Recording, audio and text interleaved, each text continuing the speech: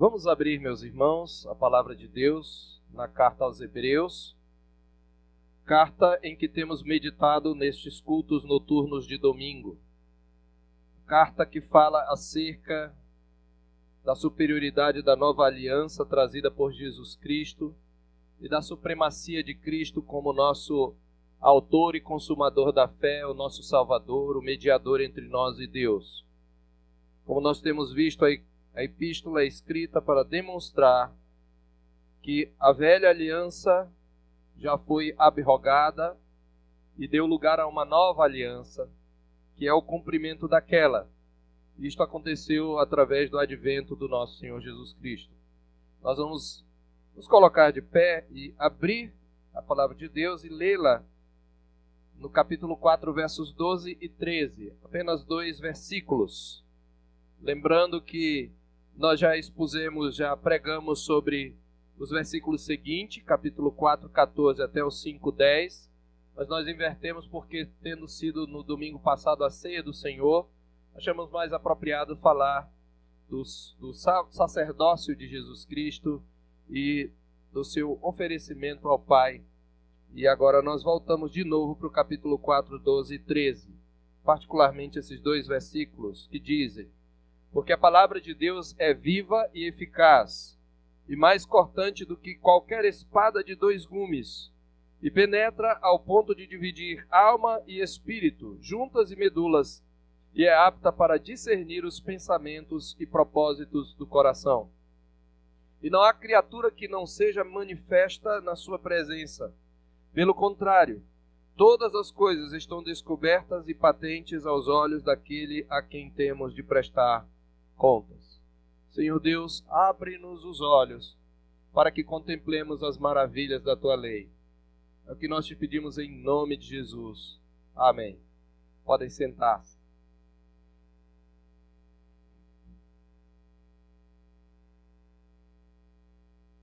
Meus amados irmãos e amigos, 2 grandes ênfases se destacam nestes 4 primeiros capítulos de Hebreus e brilham praticamente com igual fulgor.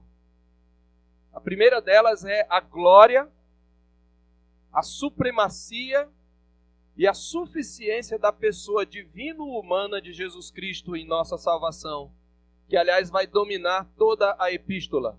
Ele é a palavra encarnada de Deus, ele é o Filho de Deus, o sumo sacerdote que penetrou os céus, que fez após fazer a purificação dos nossos pecados, e assentou-se à destra da majestade nas alturas e intercede pelos seus filhos e inaugurou uma nova e superior aliança.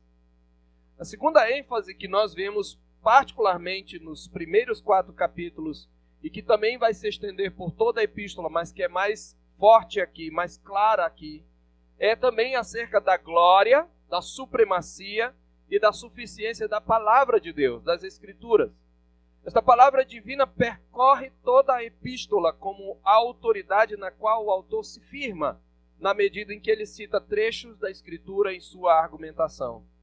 Mas é nos 4 primeiros capítulos que estão as principais afirmações acerca da autoridade, das funções e do poder da palavra de Deus. Esta sessão ela se encerra com esta série de afirmações sobre a natureza da Escritura que o autor chama de palavra de Deus. Porque a palavra de Deus é viva e eficaz e mais cortante do que qualquer espada de 2 gumes e penetra ao ponto de dividir o indivisível, alma e espírito juntas e medulas, e ela é apta para discernir, para distinguir, para revelar os pensamentos e propósitos do coração. E quando nós lemos a Epístola aos Hebreus, especialmente esses 4 capítulos, nós verificamos que tanto o modo como o autor se utiliza dos textos bíblicos, dos textos do Velho Testamento, a que ele faz menção, como as suas declarações diretas acerca da palavra evidenciam o alto apreço que o autor aos Hebreus tem pelas Escrituras. E eu queria então, ainda nesta introdução, chamar a atenção para um fato. O fato que deve nos chamar a atenção é que, ao mesmo tempo em que o autor declara a abrogação, isto é, o fim dos ritos da antiga aliança, o fim da vigência da lei cerimonial, com todo o seu sistema de culto e sacrifícios, ao mesmo tempo em que ele decreta o fim daqueles ritos e sacrifícios da velha aliança, ao mesmo tempo ele reitera a autoridade, a infalibilidade e a validade permanente das Escrituras que registram essas mesmas leis que ele declara abrogadas. Portanto, nisto ele demonstra solidamente a continuidade entre a antiga aliança e a nova aliança, em que esta nova aliança é o cumprimento daquela da antiga aliança. Desse modo, nós podemos verificar que as Escrituras, mesmo contendo ritos e instituições que foram já abolidas como elementos pactuais do povo de Deus, como sinais do pacto, permanecem elas mesmas sendo a fonte de autoridade infalível, inerrante e inapelável do povo de Deus. Isto é significativo porque frequentemente os cristãos ou a igreja evangélica de modo geral faz uma confusão entre a obsolência ou o fim da vigência da lei cerimonial e a liberdade que o crente tem da condenação da lei com o valor do Antigo Testamento. O que eu quero dizer com isso? Muitas pessoas não valorizam o Antigo Testamento como palavra escrita de Deus com igual autoridade, inspiração, infalibilidade do que tem o Novo Testamento. Muitas pessoas dizem, mas isso está no Antigo Testamento, isso é da época da lei, nós estamos na época da graça. Além de cometer o erro de colocar uma ênfase que a Bíblia nunca colocou, pois a graça já vigia desde o Velho Testamento, esta declaração ela acaba desvalorizando uma porção significativa da palavra de Deus. A questão é que, embora alguns mandamentos de Deus, especialmente a lei cerimonial, eles tenham tido vigência apenas no período anterior a Cristo, e inclusive algumas leis civis de Israel tenham sido aplicáveis apenas ao seu contexto, a palavra que as registra tem um caráter permanente. E os princípios que estão por detrás dessas leis civis e cerimoniais também permanecem eternamente. E o que nós precisamos é aprender a ler o Antigo Testamento, ler como Escritura e Palavra de Deus e lê-lo aplicando-o cristologicamente à luz do Novo Testamento.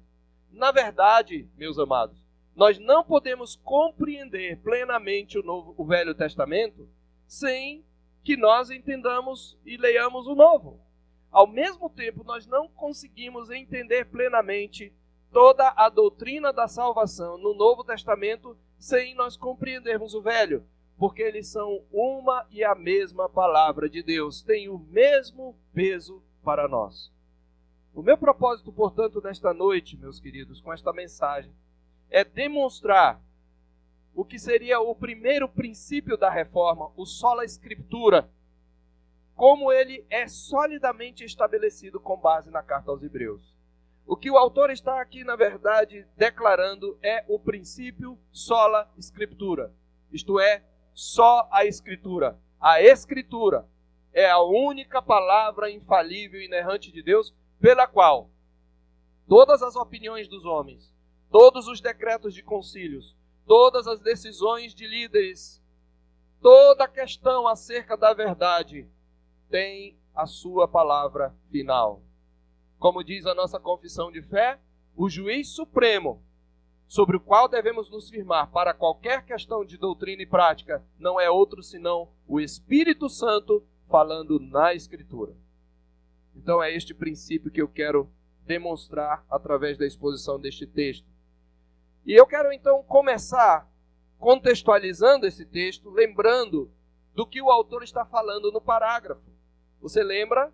Ele havia começado o capítulo 4 com uma advertência, em que ele diz que, assim como Israel no passado, a igreja também havia recebido a promessa de entrar no descanso de Deus. E cada um devia cuidar para que nenhum dos membros desta igreja ficasse para trás. Temamos, portanto, verso 1 do capítulo 4, que sendo nos deixada a promessa de entrar no descanso de Deus, suceda parecer que algum de vós tenha falhado. O que significava falhar aqui significava abandonar a confiança em Jesus. No verso 19 do capítulo 3, ele havia dito que o povo de Israel não entrou na terra do descanso, em Canaã, aquela primeira geração que morreu no deserto, por causa da sua incredulidade. Então, quando ele fez a advertência, olha, tome cuidado para que, tendo a mesma promessa de entrar também no descanso de Deus, nós hoje, não suceda parecer que um de nós hoje também tenha falhado em crer nessas promessas, como aqueles israelitas. Depois nós vimos que o autor passa a expor a doutrina do descanso, ou a teologia acerca do sábado. E a partir do verso 4, né, em diante, especialmente do verso 3 em diante, ele vai mostrar, primeiro que, agora resumindo o ensino dos versículos anteriores, que havendo concluído a obra da criação, Deus entrou no seu próprio descanso, abençoando e santificando por isso, naquele momento, o sétimo dia, e ao homem foi dado o privilégio de desfrutar daquele descanso através da ordenança do sábado, que é uma ordenança anterior à lei. Contudo, nós vimos o homem pecou, e quando ele pecou, ele foi expulso da presença de Deus, e ele perdeu acesso a esse descanso na presença do seu Criador. Deus então preparou um povo escolhido, a quem ele libertou da escravidão, conduziu através do deserto até uma terra que era chamada terra de descanso. E fez-lhe conhecer o seu santo sábado, no quarto mandamento, por meio do qual Israel celebrava tanto a criação como a redenção, conforme está escrito em Êxodo 20 e Deuteronômio 5. Essa geração, entretanto, como nós vimos, foi incrédula e desobediente à ordem de ocupar a terra, e não alcançou a promessa. E mesmo a geração seguinte, sob Josué, obteve o repouso, mas o repouso ou descanso que esta geração, sob Josué, obteve, não era um repouso imperfeito e provisório em Canaã. Por isso, muito tempo depois de ocupada a terra, Deus falou por boca de Davi, como está registrado no Salmo 95, citado pelo autor no versículo 7, Deus, muito tempo depois de ocupada a terra, falou por boca de Davi acerca de um novo dia, que ele chama de hoje, no qual Deus daria descanso ao seu povo, o que significa que ainda resta um repouso para o povo de Deus, e que o descanso dado na terra de Israel não era o descanso final, mas era um desfrutar provisório de um descanso que ainda aguardava a sua conclusão no futuro. Como o autor aos Hebreus, no capítulo 4, verso 7, o verso 9 diz, portanto, resta um repouso para o povo de Deus. Se Josué lhes houvesse, no verso 8, dado descanso, não falaria posteriormente a respeito de um outro dia, de um hoje. Portanto, resta um descanso, um repouso. Lembrando que a palavra grega para repouso aqui é sabatismos. Resta um sábado para o povo de Deus. Resta um descanso para o povo de Deus. E ele fala então, aqui depois ele traça um contraste entre a igreja e Israel, mostrando que há uma continuidade histórica, somos o mesmo povo, mas agora sobre novas ministrações da mesma aliança. Então a igreja peregrina, ele então traça o contraste, a partir especialmente do verso 10, a igreja peregrina sob promessas incomparavelmente maiores. Enquanto na velha aliança Josué introduziu o povo de Deus num descanso terreno e provisório, Jesus, que tem o mesmo nome, né, Yeshua, ao concluir sua obra na nova criação, entrou no seu descanso como Deus ao criar o mundo e introduziu o seu povo no verdadeiro sábado, no verdadeiro descanso, de modo que todo que nele crê já entrou no descanso de Deus, cujo pleno usufruto, no entanto, aguarda a consumação. Por isso, no capítulo 4, verso 3, o autor aos Hebreus disse, nós, porém, que cremos, entramos no descanso de Deus, conforme Deus tem dito. E aí o autor termina com uma exortação, e nos aproximamos dos versículos aqui, que são a base da nossa exposição. Ele termina com a seguinte exortação no verso 11, esforcemo-nos, pois, por entrar naquele descanso, no descanso que nos foi conquistado por Jesus, que é o cumprimento, que é a plenitude, que é o pleno gozo do descanso de Deus prometido no Antigo Testamento.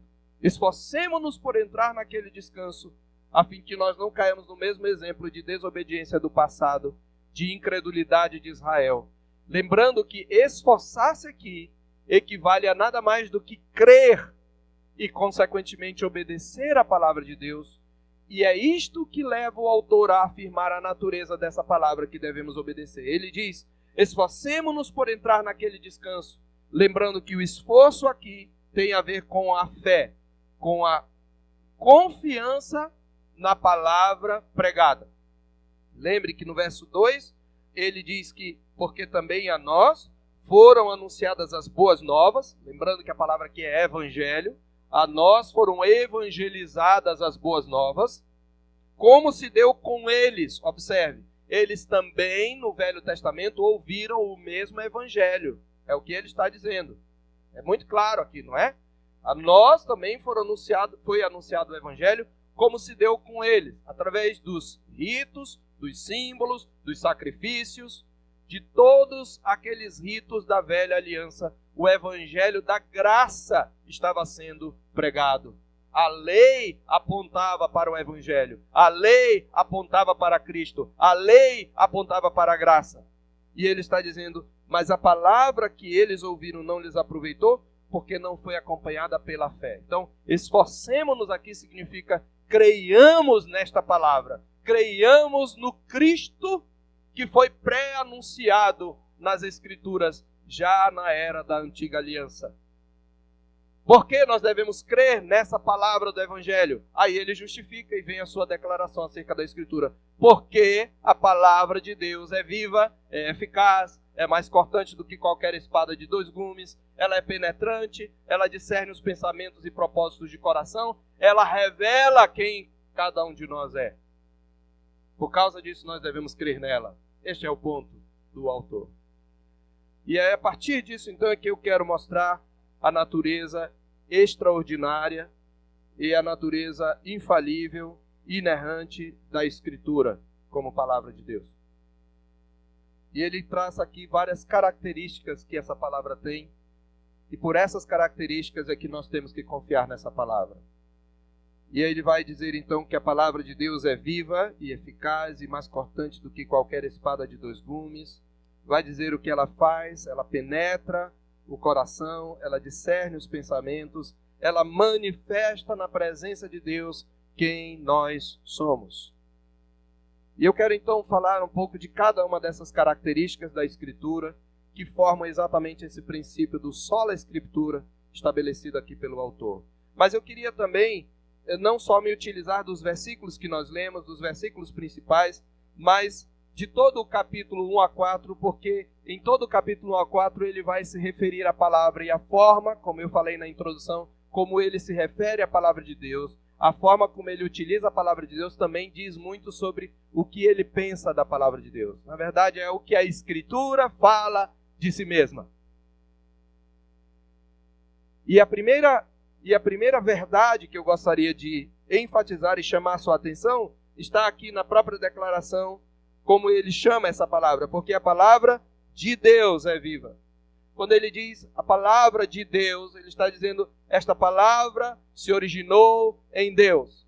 Essa palavra tem Deus como o autor. Então, a primeira verdade é: esta palavra, a Escritura, tem origem divina. Ora, por consequência, aquilo que tem origem divina é perfeito, a menos que tenha sido de alguma maneira invadido pelo pecado. Mas não é este o caso da Escritura.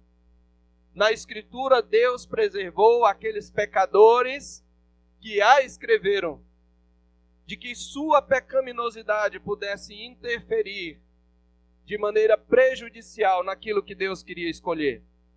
Deus é poderoso para utilizar-se de instrumentos imperfeitos para falar a sua palavra. Mesmo sendo instrumentos imperfeitos, esta palavra é de Deus. E quando nós olhamos do capítulo 1 ao 4, irmãos, especialmente, nós poderíamos usar outras passagens de Hebreus, mas especialmente os versículos 1 a 4, quando ele traz esse conceito de que ela é a palavra de Deus, ele traz um conceito trinitário das Escrituras. trinitário tem a ver com a Trindade. Ela é tanto a palavra do Pai, como ela também é a palavra do Filho e ela é a palavra do Espírito. Observe no capítulo 1, verso 1, que o autor diz: havendo Deus outrora falado aos pais, de muitas vezes e de muitas maneiras, aos pais pelos profetas. Nos últimos dias ele nos falou pelo Filho, ou no Filho. Se ele está falando Deus falou pelo Filho, ele está se referindo a quem? Quem é o sujeito de falou aqui? O Pai. Essa é a ideia. Então ela é a palavra de Deus, o Pai. Ele está dizendo, falando da Escritura, daquilo que está registrado na Escritura, que ele vai utilizar. Ele está dizendo Deus no passado, referindo-se ao Antigo Testamento, ele falou aos nossos pais. Foi Deus quem falou. Aquela palavra é divina. Portanto, ela é infalível, é inerrante, é autoritativa. Ele falou aos pais.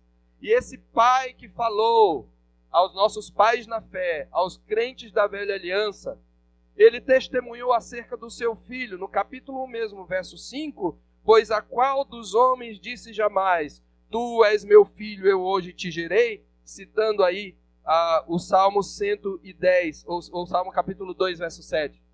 Ou seja, o Pai fala no Salmo 2, verso 7, tu és meu filho, eu hoje te gerei. E outra vez, Deus falando, eu lhe serei por pai e ele me será por filho, citando aí a passagem de 2 Samuel, quando ele fala aí no capítulo 2, ou melhor, capítulo 1, verso 5, na verdade ele está se referindo aí a 2 Samuel 7,14, onde que Deus fala do descendente de Davi que haveria de confirmar o seu reino. Então, a palavra de Deus é a palavra do Pai, pela qual ele falou aos pais através dos profetas, pela qual ele testemunhou do Filho, mas ela também é a palavra do Filho, da segunda pessoa da Trindade, porque é por essa palavra que o Filho sustenta todas as coisas. Capítulo 1, verso 3, falando do Filho, Deus nos falou nestes últimos dias pelo Filho, a quem constituiu herdeiro de todas as coisas, pelo qual também fez o universo, ele, o Filho, que é o resplendor da glória e a expressão exata do ser do Pai, sustentando, ele, o Filho, sustenta todas as coisas pela palavra do seu poder, ou pela sua palavra poderosa.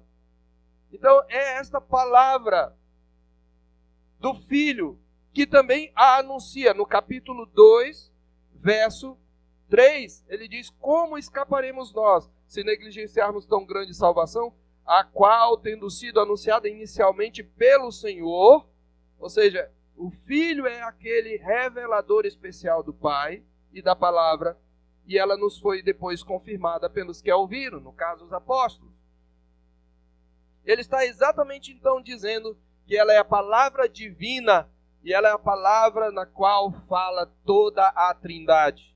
É a palavra do Pai, é a palavra do Filho, mas ele também, no capítulo 2, verso 4, afirma que ela é a palavra, é a voz do Espírito Santo, que a confirmou também com sinais e prodígios. No capítulo 2, versículo 4, ele diz, dando Deus testemunho juntamente com ele por sinais, prodígios e vários milagres, e por distribuições do Espírito Santo segundo a sua vontade. Observe que essa voz do Espírito que a confirmou com sinais e prodígios é a mesma voz que nos adverte que não endureçamos o coração ao ouvir essa palavra. No capítulo 3, verso 7, ele diz assim, pois como diz o Espírito Santo, e cita o quê? Ele cita a Escritura, o Espírito Santo falando na Escritura. Ele cita o Salmo 95, assim como diz o Espírito Santo, hoje se ouvirdes a sua voz. Quando ele diz, o Pai falou sobre o Filho, tu és meu filho, eu hoje te gerei, ele está citando o quê? A Escritura. Onde é que o Pai fala? Ao Filho. Onde é que o Pai declara que o Filho é sacerdote? Na Escritura. Onde é que está registrado o que o Filho falou e anunciou? Na Escritura, agora do Novo Testamento. E onde é que o Espírito fala? Na Escritura. Observe isto. O Pai está falando, o Filho está falando, o Espírito Santo está falando e confirmando esta palavra com sinais e prodígios. Especialmente o Espírito Santo é mencionado com relação à Escritura. No capítulo 3, versos 7 e 8, no capítulo 3, verso 15, enquanto se diz hoje, se ouvirdes a sua voz, que é a voz do Espírito Santo.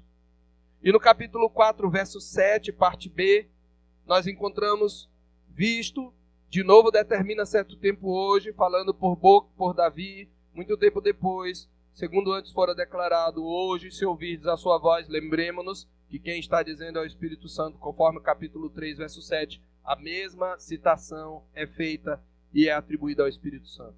Ou seja, de uma ou de outra forma, seja o Pai falando, seja o Filho falando, seja o Espírito falando, a veracidade da palavra escrita de Deus e proclamada de maneira fiel está sendo vindicada. Então esta é a palavra de origem divina. É a palavra do Pai, é a palavra do Filho e a palavra do Espírito Santo. Outra característica que estabelece a suficiência, a infalibilidade, a veracidade das Escrituras é a sua historicidade. Ela é histórica. O que quer dizer é que Deus não se revelou numa espécie de suspense temporal. Deus não se revelou num escritório ou num gabinete desses profetas ou numa sessão espírita. Deus se revelou no curso da história. E nós ficamos sabendo disso também quando nós vemos como o autor se refere à Escritura. Observe, novamente voltemos para o capítulo 1. Temos muito a aprender. Havendo Deus outrora falado, muitas vezes, em muitos momentos e de muitas maneiras aos pais pelos profetas, Deus falou na história. Percebeu? Nos últimos dias, Ele também nos falou numa pessoa histórica, agora de natureza especial, o seu próprio Filho, que se encarnou na história. Deus se revelou através de seus atos, e Deus se revelou através das suas palavras. Os seus atos são explicados pelas suas palavras. Observe as abundantes alusões à história. No capítulo 1, versículos 1 e 2, ele fala que Deus falou na história aos pais, a personagens reais que de fato existiram. Adão e Eva não podem ter sido personagens fictícios, porque isto derrubaria por terra a veracidade da palavra. Há pessoas que dizem que na palavra eu posso ter um encontro com Deus, mas que ela não é infalível nem inerrante, que os registros supostamente históricos de fato alguns deles são mitos, mas se isto é verdade, cai por terra a autoridade da palavra. Porque observe o capítulo 2, por exemplo. Ele se firma na autoridade histórica da palavra aqui no capítulo 2. Por esta razão, importa que nos apeguemos com mais firmeza às verdades ouvidas para que delas jamais nos desviemos. Temos que nos apegar às verdades ouvidas da palavra, a pregação da palavra. Por quê? Se, pois, se tornou firme a palavra falada por meio de anjos, e toda transgressão ou desobediência recebeu justo castigo, como escaparemos nós se negligenciarmos tão grande salvação? Que foi nos anunciada pelo Senhor primeiramente e depois ouvida confirmada pelos que a ouviram? Você entende o que está dizendo? A palavra de Deus registra o castigo dos desobedientes na história. E o autor está dizendo, se aquelas pessoas que ouviram palavras de anjos, ao desobedecerem, ao não crerem nessa palavra, pois era de Deus, era a mesma palavra infalível, elas receberam justo castigo, como nós esperamos escapar da mesma palavra agora falada pelo próprio Filho de Deus? Ora, se de fato não houve uma revelação de anjos no passado, se de fato não houve sinais e milagres no passado, se de fato as histórias do passado são mitos, por que devemos temer? Se foi mito, então não houve um castigo real. Está entendendo? Estão entendendo meu raciocínio? Se a coisa não aconteceu, ele está se firmando no fato de que aconteceu. Houve uma desobediência e houve um castigo. Aconteceu, foi algo histórico. E do mesmo jeito quem hoje não crê, também receberá um justo castigo. Bom, se isto aqui é fictício, eu não preciso temer isso aqui. Este é o ponto. E ele prossegue. Porque ele faz essas alusões, esses paralelos no capítulo 2, e ele fala também no capítulo 3. Porque ele diz no verso 7, hoje se ouvirdes a sua voz, verso 7 do capítulo 3, não endureçais o vosso coração como foi na provocação no dia da tentação no deserto. Ele está se referindo a um evento histórico. Se esse evento foi mitológico, foi fictício, então a lição caiu por terra. Porque ele está dizendo a mesma coisa que houve com eles. Eu me indignei contra aquela geração. Eles viram as minhas obras por muitos anos. Verso 9. Eles viram as minhas obras por 40 anos. Se essas obras são mitos, então eu não posso me firmar nessa autoridade. Eu não preciso temer o castigo. Porque se o castigo deles foi fictício, foi só imaginativo, foi uma invenção para trazer alguma doutrina, eu não preciso de forma alguma temer hoje. Porque aquilo não aconteceu de fato. Você está entendendo a implicação? Se a Escritura não é histórica, ela perde toda a autoridade. Eu não posso me firmar no exemplo do passado. Quando Jesus diz, assim como foi nos dias de Noé, assim será nos dias do Filho do Homem. Se os dias de Noé não aconteceram, então nos dias do Filho do Homem também não vai acontecer nada. Jesus diz, assim como Jonas ficou 3 dias e 3 noites no ventre do peixe, assim ficará o Filho do Homem 3 dias e 3 noites no coração da terra. Se a história de Jonas no ventre do peixe não é real, a história de Jesus também na ressurreição, na morte e na ressurreição não é real. O paralelo, se não há história aqui, ele perde a sua força. Então, quando o autor estabelece paralelos entre a história passada e a história presente, está dizendo o mesmo Espírito está falando na Escritura hoje, por meio de Jesus e por meio dos seus apóstolos, aqueles que a ouviram, no verso 3 do capítulo 2. Ele está dizendo que a Escritura está encravada na história. Que os eventos narrados na Escritura são eventos que de fato aconteceram. Ela é histórica. E, consequentemente, vem uma terceira característica. Esta palavra é também progressiva. A revelação não se deu de uma vez. Deus não derramou toda a revelação de uma vez. Observe que no capítulo 1, verso 1, novamente temos muito a aprender. Deus no passado falou muitas vezes e de muitos modos diferentes. A revelação foi completa, porém fragmentada. Cada época trazia uma nova revelação que não anulava a anterior, antes a confirmava. E nos últimos dias, próprio Deus, na pessoa do Filho, encarnou-se, e Ele é a palavra encarnada, e em si mesmo Ele revela de maneira plena, não fragmentada, a vontade e a obra redentora de Deus. E isto é importante, você observe essa progressividade da revelação, porque o autor exatamente nela, com base nesse progresso da revelação, é que o autor enfatiza as superiores manifestações da mesma graça salvadora com o advento da nova aliança. Você lembra qual é o tipo de raciocínio do autor? Qual é o método de raciocínio? Do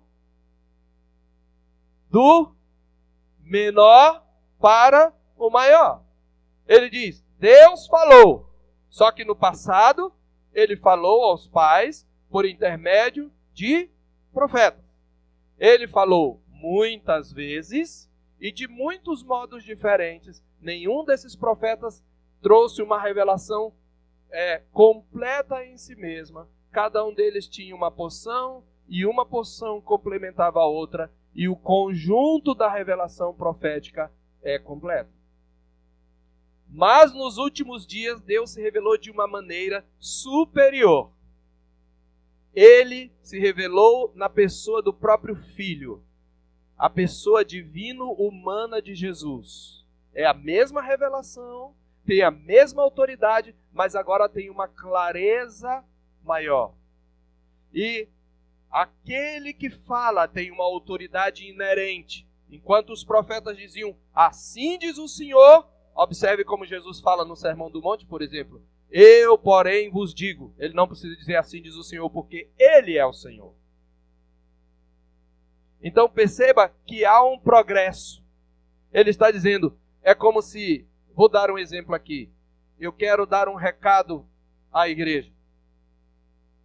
Eu quero falar alguma coisa e trazer uma exortação. Mas eu decido me utilizar de alguém, então eu falo aqui, olha, Gabriel, venha cá, eu quero que você diga assim, estritamente, que eu vou falar para a igreja. E o Gabriel deve chegar à igreja e ele vai falar estritamente o que eu mandei falar. Ele não vai mudar as palavras que eu ditei a ele. Era costume na cultura bíblica que quando alguém queria, não era só quando o Senhor revelava, mas quando alguém mandava uma palavra por um mensageiro, o mensageiro ele chegava no lugar e ele dizia assim, se o Gabriel fosse falar nos termos dos tempos bíblicos, ele dizia, assim diz o pastor Marcos, tal, tal, tal, isso, aquilo, outro. Ele falava exatamente o que eu falei para ele. Era assim que se dizia. Era assim que o arauto anunciava uma mensagem da parte de alguém. Então, o que eu quero dizer é, Deus ordenou e os profetas falaram e eles diziam, assim diz o Senhor, e falavam estritamente o que o Senhor ordenou que falasse. Mas qual é a diferença para a revelação através do Filho? É que Deus pessoalmente vem. E Deus então, vamos supor que eu diga para o Gabriel o que ele deve falar, e ele fala então à igreja, mas a igreja não crê, não obedece.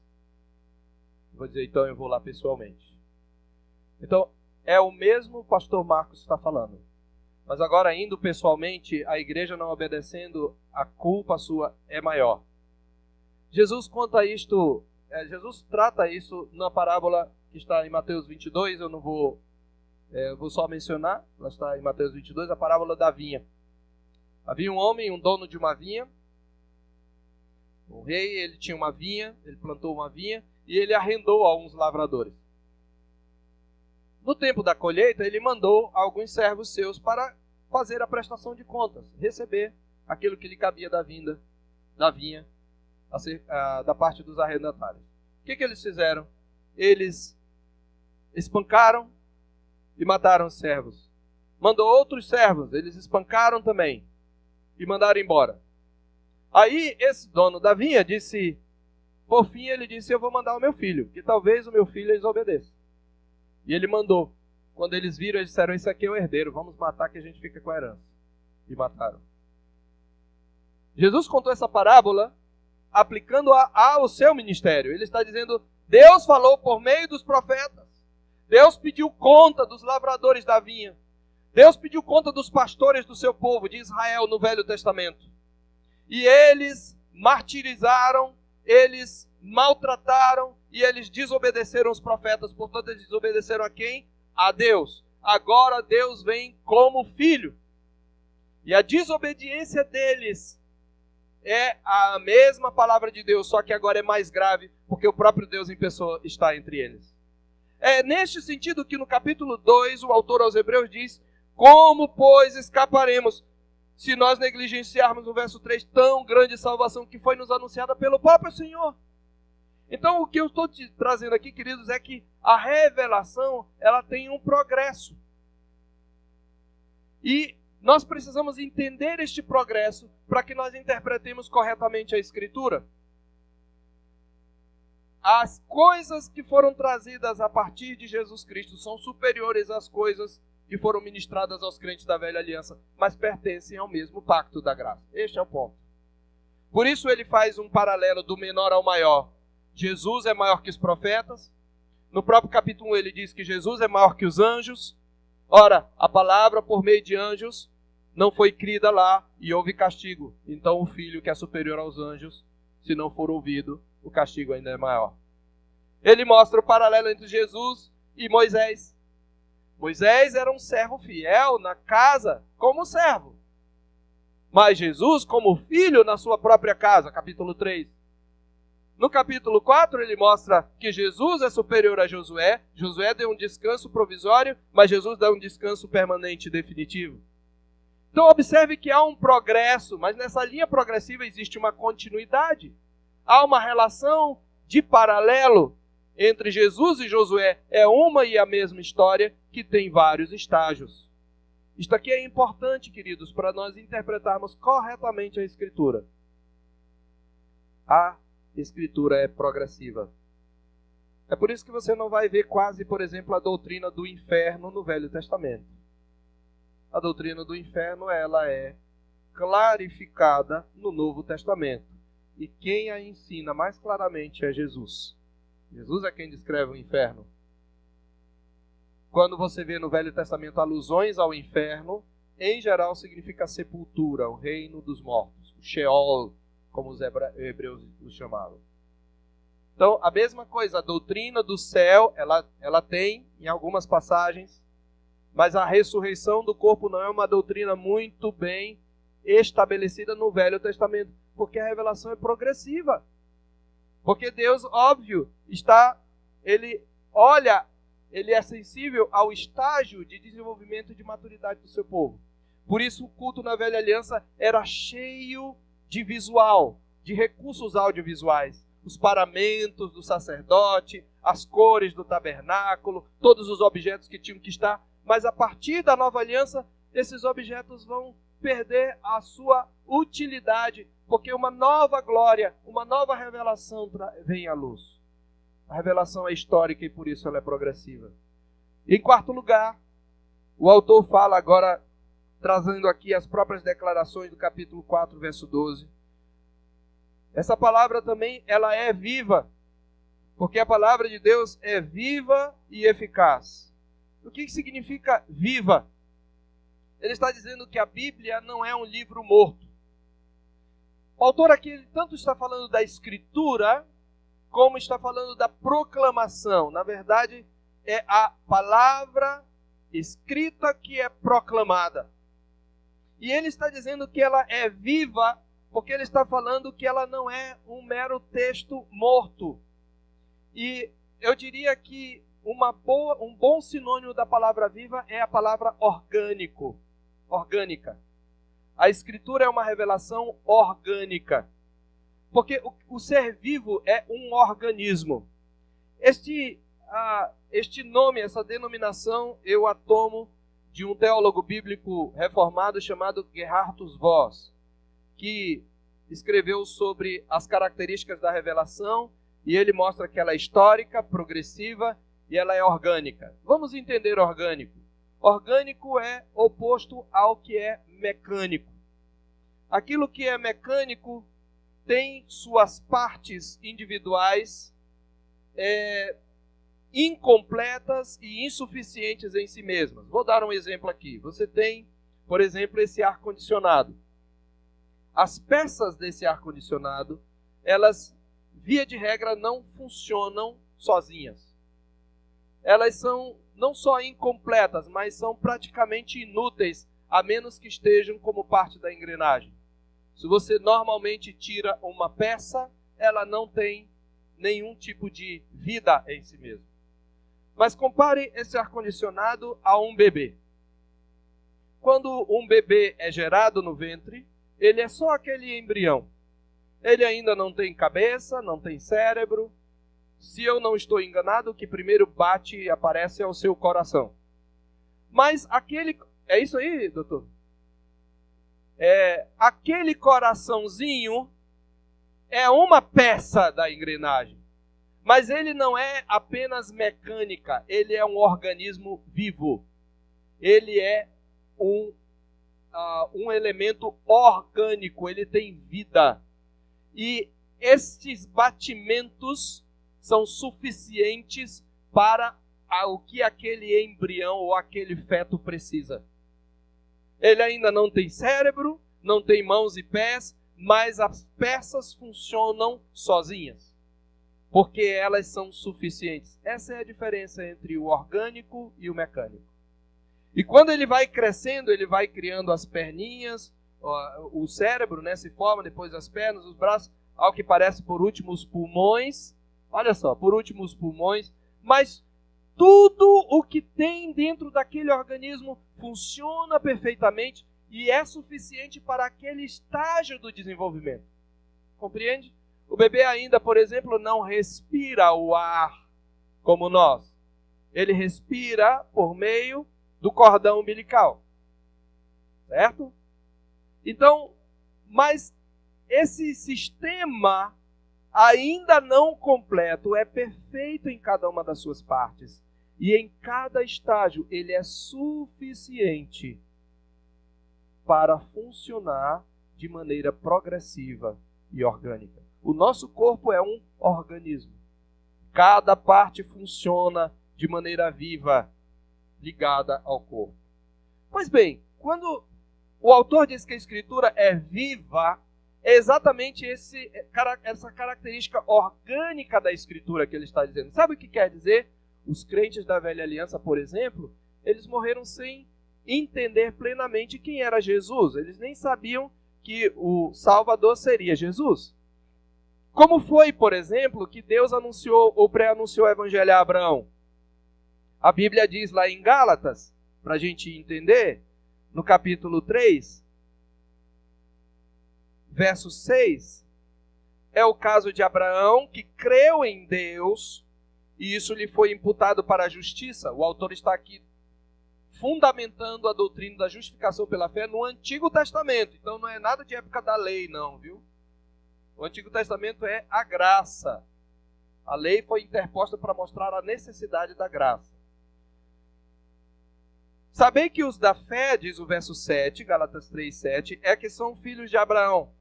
Ora, tendo a Escritura previsto que Deus justificaria pela fé os gentios, está escrevendo a gentios, pré-anunciou a Escritura. Observe que Deus falou vivamente a Abraão, mas ele fala a Escritura, porque a palavra de Deus foi registrada. Então o Evangelho foi pregado, a Escritura é orgânica, isto significa que ela é perfeita em cada um dos seus estágios, e ela era suficiente para salvar aqueles que creram em cada estágio. Essa palavra viva está em posição de ênfase aqui no versículo 12, porque viva é a palavra de Deus, assim está no original. A palavra de Deus é orgânica, é viva. Por isso, capítulo 11, verso 3 de Hebreus diz que pela fé nós entendemos que o universo foi formado pela palavra de Deus. Essa é a palavra que formou o universo. Pela fé entendemos que o universo foi formado pela palavra de Deus, de maneira que o visível veio, passou a existir das coisas que não existem. Então, entenda isto, essa palavra é suficiente, porque ela é histórica, ela é divina, é histórica, é progressiva, ela é viva, significa que ela é orgânica, ela não é um livro morto, queridos. Essa palavra é poderosa.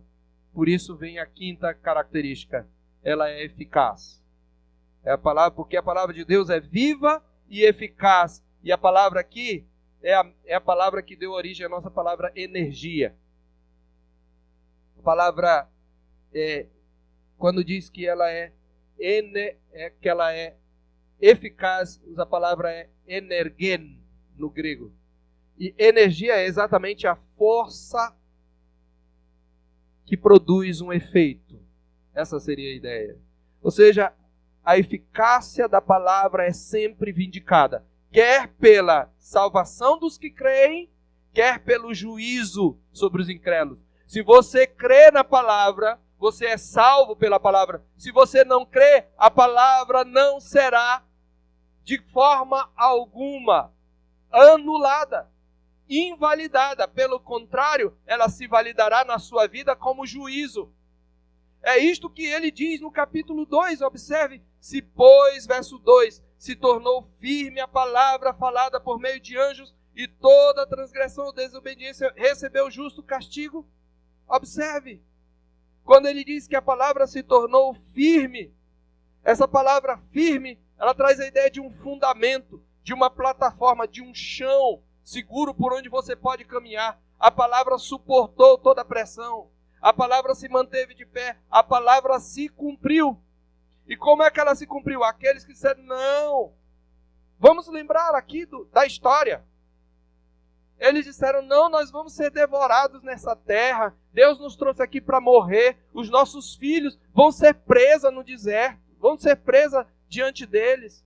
Deus nos trouxe para morrer no deserto. Está lá em Números 14. Sabe o que Deus diz? Pois os filhos de vocês, de quem vocês disseram que vieram para ser presa, eles vão entrar na terra, mas vocês vão ficar. A palavra se cumpriu. Só que eles ficaram de fora.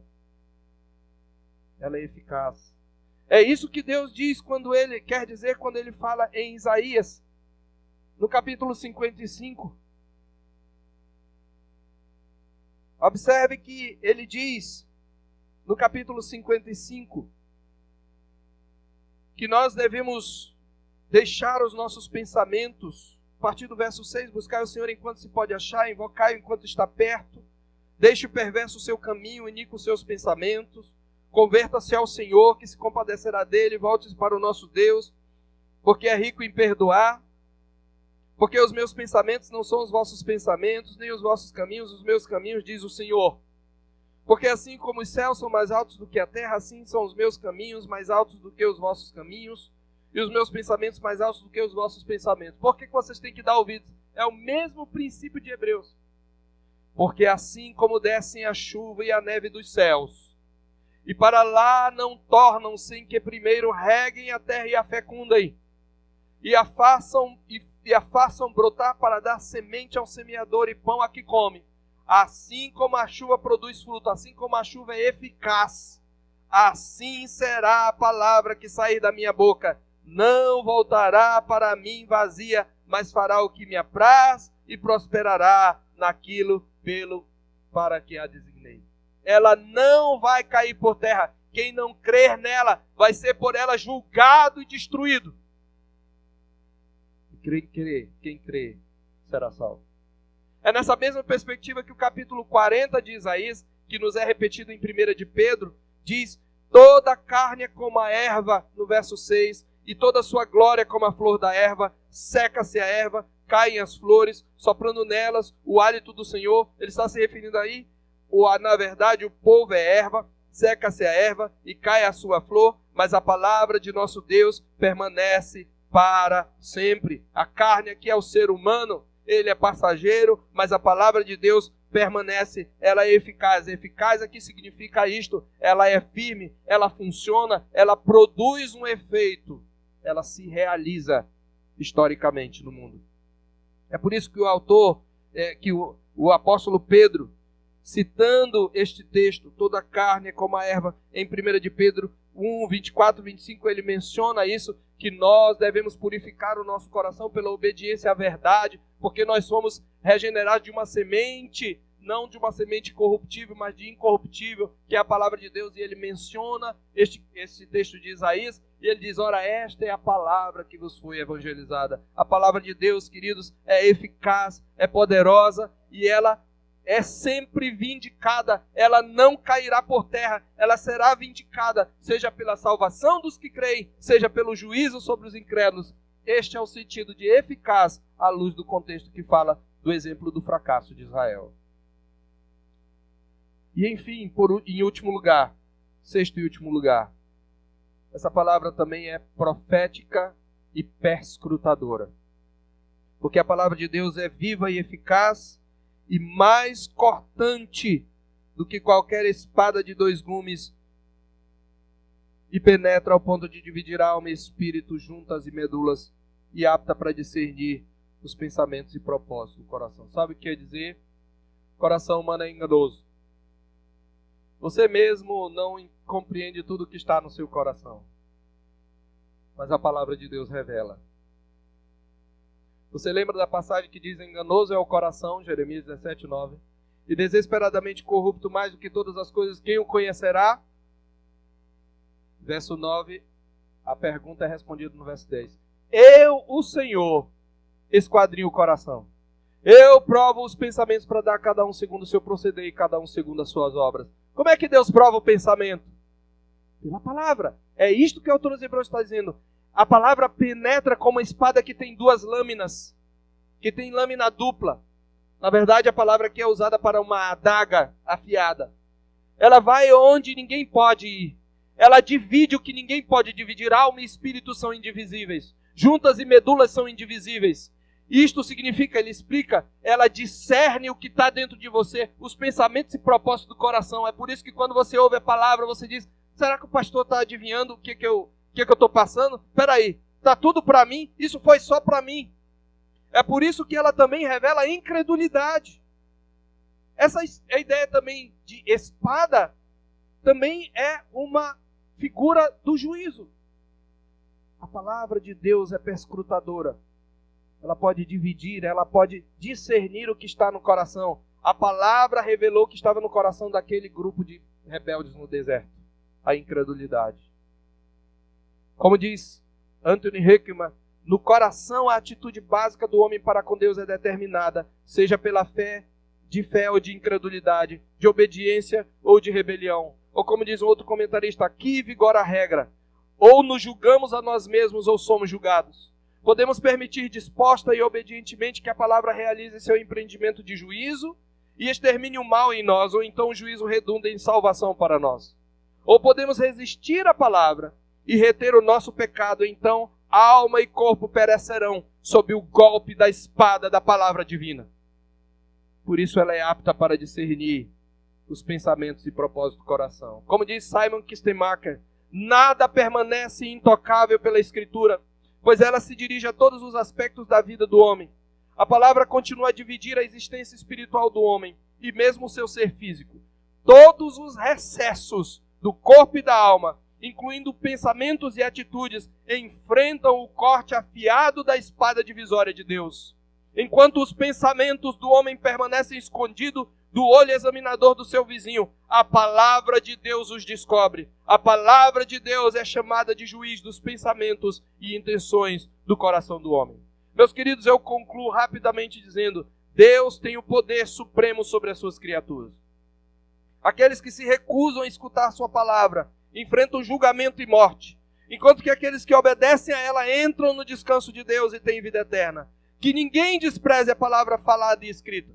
Que ninguém a ignore. Que ninguém se oponha a ela deliberadamente. Esta palavra corta, divide, assim como o bisturi de um cirurgião, e descobre os mais delicados nervos do corpo.